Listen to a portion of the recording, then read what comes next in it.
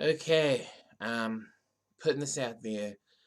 The season finale of season 2 of 13 Reasons Why was completely agendarist.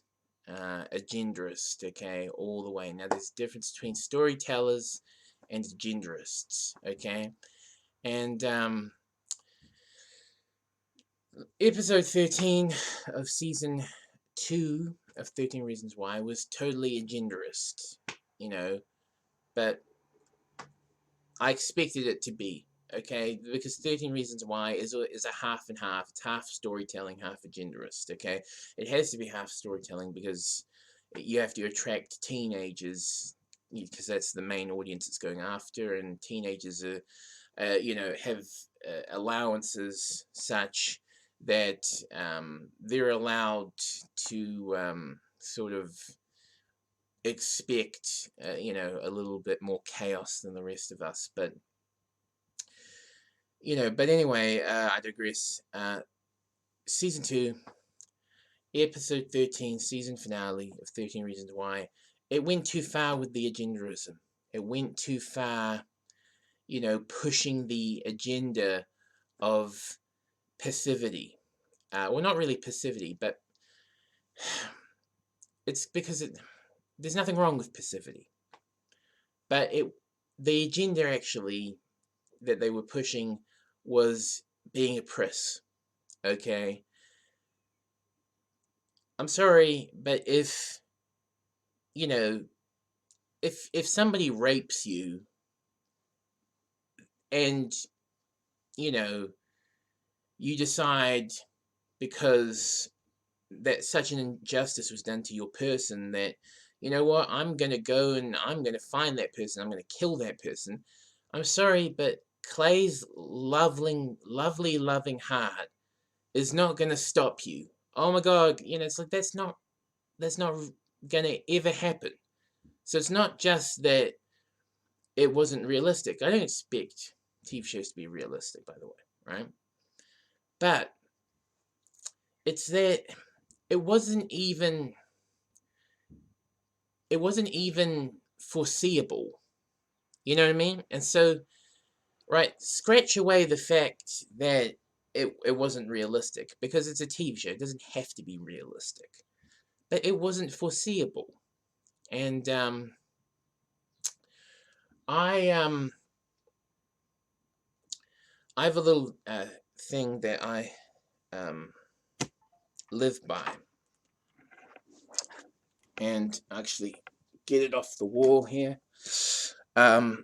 Anyway, so uh,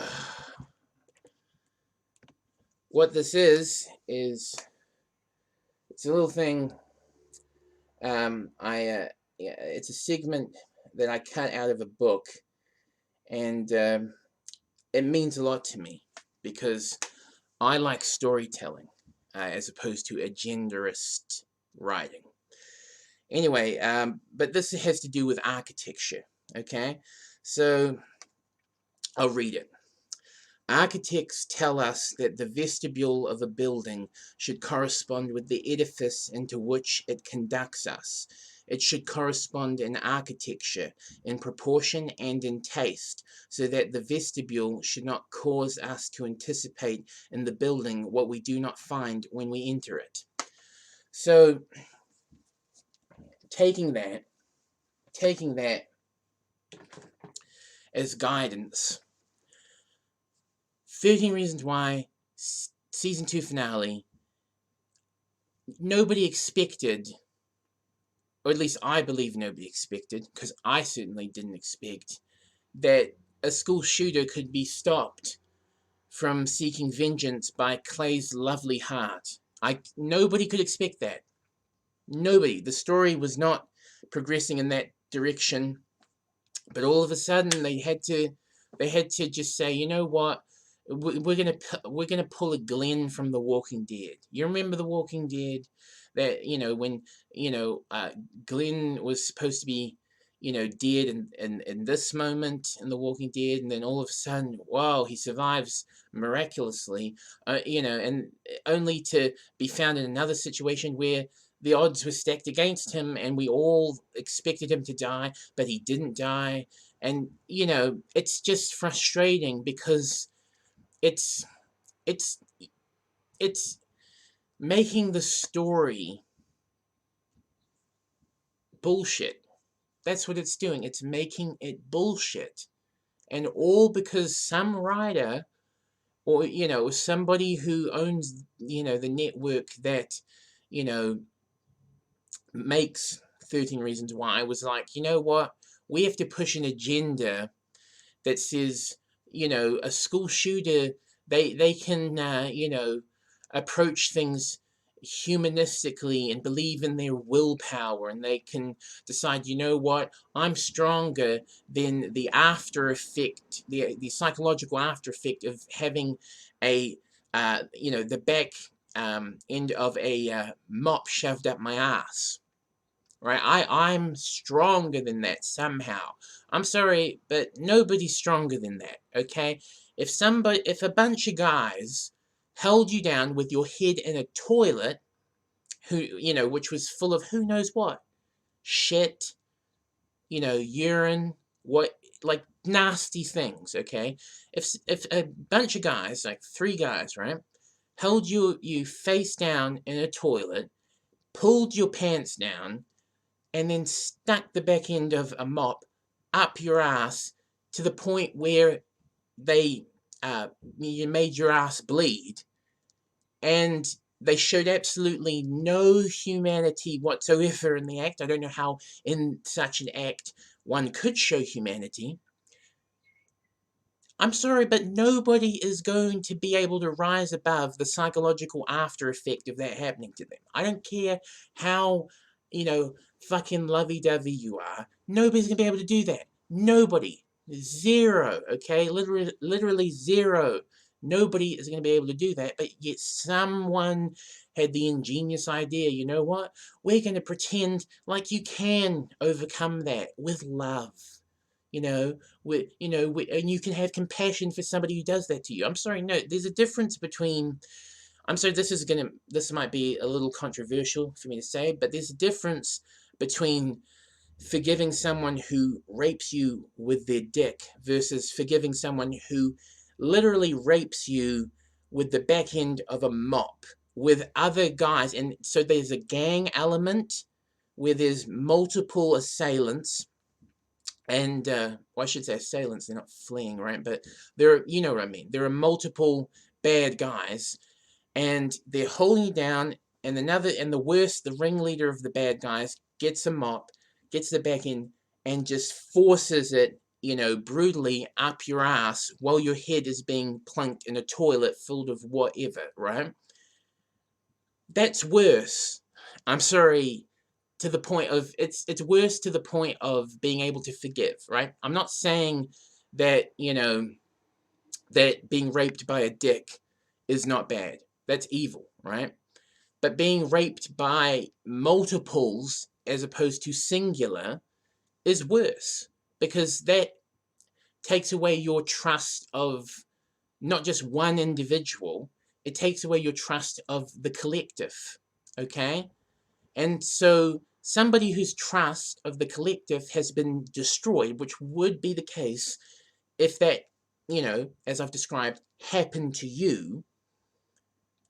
No, Clay's loving heart is not going to stop you from going in and killing the persons who did that to you.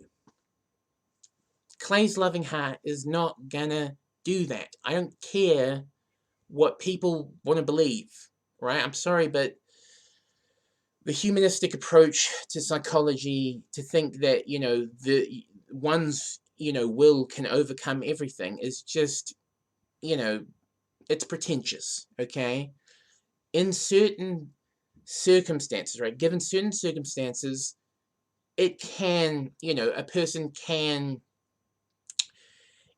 operate with some degree of free will, right? If you have the best environment, that's the most comfortable and the most fitting for free will to occur, then there's, who am I to argue that it couldn't occur in such an environment, right? But that's not every environment, okay? And the character that was, I think his name is Tyler. I could be wrong about that, but the character who was going to become the school shooter, who everything was leading up to him being the school shooter, he had a shit life. He had a shit life. There's no way he would have bought into anyone's argumentation for, hey, don't go in there, kill your rapist. I mean, like, there's no way. There's absolutely no way. I'm sorry, but if somebody rapes you and you know who they are, and you know that they destroyed not only your trust in an individual, but your trust in a collective, nothing's going to stop you from killing that person. I'm sorry, nothing is going to stop you because you're psychologically damaged enough to do that. You know what I'm saying? Like, I understand that some people want to believe in the humanistic approach to psychology, and they want to believe that, everybody can rise above every challenge, but that's just pretentious. It's not the case, given every, communicably social environment, okay? Like, some people have very few negative reinforcers in their life, and therefore they can make a whole many free, decisions. But other people, they live with nothing but negative reinforcers in their life, and they can't make those decisions. They can't. That's sort of the whole. That's the whole reason That's the whole reason behind calling someone mentally ill. It's like how can they be mentally not ill given the number of negative reinforcers in their life? Anyway, that's just something I wanted to talk about. Look, there are ways that stories shouldn't have ended that, the way that they were decided to be ended made sense given context. Like, for instance, Mark Twain's Huckleberry Finn, The Adventures of Huckleberry Finn. In my opinion, it should have ended at the moment Huck was like, fuck it, I'm going to, screw authority, I'm going to save my friend Jim. It should have ended at that moment. But it was continued on. It was continued on because it had to be made digestible, okay? I don't think that it is indigestible to see a character shoot up a school. I don't think that's indigestible. I don't think that, 13 Reasons Why is going to make somebody, kill themselves or shoot up a school if they see somebody kill themselves or shoot up a school. I may be a little bit more calloused to, being manipulated by external stimulations than your average person. If I wanted to view the situation, through a pretentious lens, I'd play it like that. I'd pretend like, what, yeah, maybe there are people who are softer than me, weaker than me, but honestly, I don't buy that. I don't buy that. I don't think a person is so weak that seeing someone, a character shoot up a school is going to make them shoot up a school. No, you know what really makes somebody shoot up a school? It's what happened to that character. It's like being ganged upon and then humiliated in a gross, disgusting manner, and then on top of that, being brutalized and treated like you're nothing. And, people say that the person who has nothing to lose is the most dangerous. But I think they get that notion wrong, right? It's not about material, disposition that makes someone dangerous. It's when you have no spiritual disposition.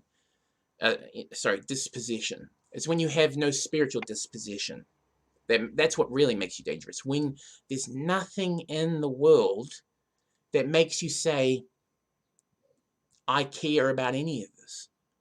That's what really makes you dangerous. And look, I was pissed off at season 2 of 13 Reasons Why, not just for the finale, but mainly for the finale. But beyond the finale, what really pissed me off was that the character that raped the potential school shooter, that character, it was sort of, his actions were sort of whitewashed because of their agendarist writing to not conclude with a school shooting. So this rapist, this gang rapist, his actions were somehow justified in that moment, because it's like, well, he can't be killed because he's just really impulsive. I'm sorry, but if you're really impulsive and you rape someone or you stab someone, whatever, I don't care what the negative action that you commit. If you are really impulsive, that doesn't give you an out. I'm sorry, because it's not about who you are across time that judges your punishment, but it's what you did and the repercussions that are playing out now. And if people don't fix now, they don't get to fix forever. You know what I'm saying? If people don't fix now, they don't get to fix forever. Anyway, that's what I wanted to talk about. Have a good day. Peace. Meow.